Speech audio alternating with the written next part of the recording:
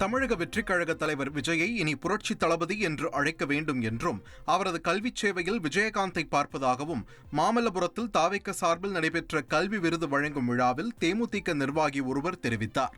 உங்களுடைய இந்த கல்வி சேவையிலே எங்கள் இறை தெய்வம் கேப்டன் அவர்களை நாங்கள் பார்க்கிறோம்.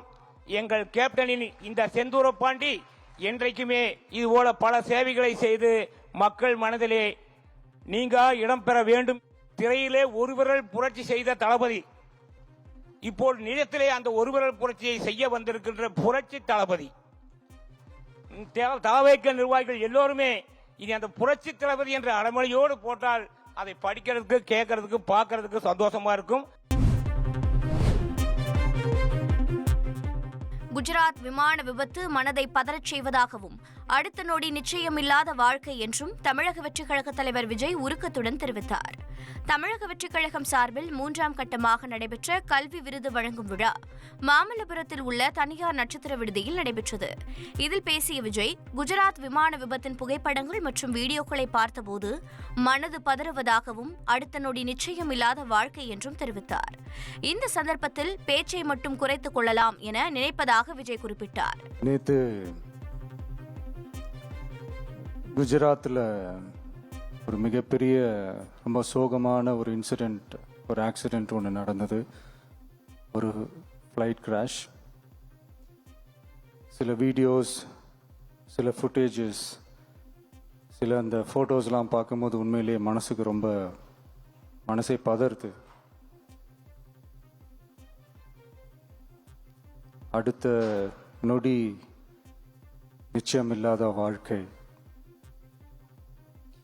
ஸோ இறந்தவங்க எல்லாருக்காகவும் ஒரு 2 நிமிடம் மௌன அஞ்சலி செலுத்தணும்னு நான் கேட்டுக்கிறேன் ப்ளீஸ்.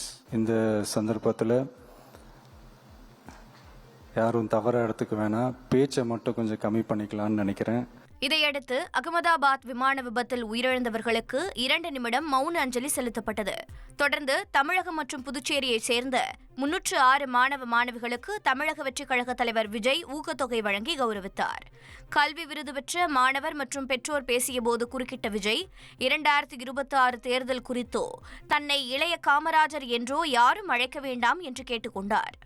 அப்புறம் ஒரு சின்ன ரிக்வெஸ்ட், இந்த 2026 பற்றியோ இந்த காமராஜர், இளைய காமராஜர் அப்படிலாம் எதுவும் சொல்லாதீங்க.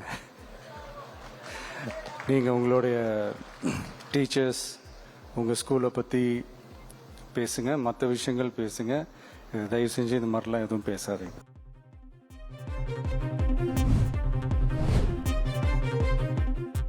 மாமல்லபுரத்தில் நடைபெற்ற தமிழக வெற்றிக் கழகத்தின் கல்வி விருது வழங்கும் விழாவில் மாணவியின் தந்தை ஒருவர் அதிமுக தொண்டராக உள்ள நிலையில் மேடையில் விஜயை புகழ்ந்து பேசினார்.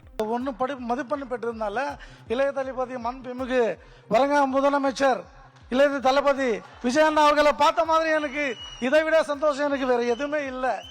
நான் மாற்றுக் கட்சி உறுப்பினர், அனைத்து இந்திய அண்ணா திராவிட முன்னேற்ற கழக உறுப்பினர் இருந்தாலும் மனிதாபிமானம் முக்கியம். அதனால இதை விட சந்தோஷம் எனக்கு எதுவுமே இல்லை. செய்திகளை உடனுக்குடன் தெரிந்து கொள்ள உடனே சப்ஸ்கிரைப் பண்ணுங்க.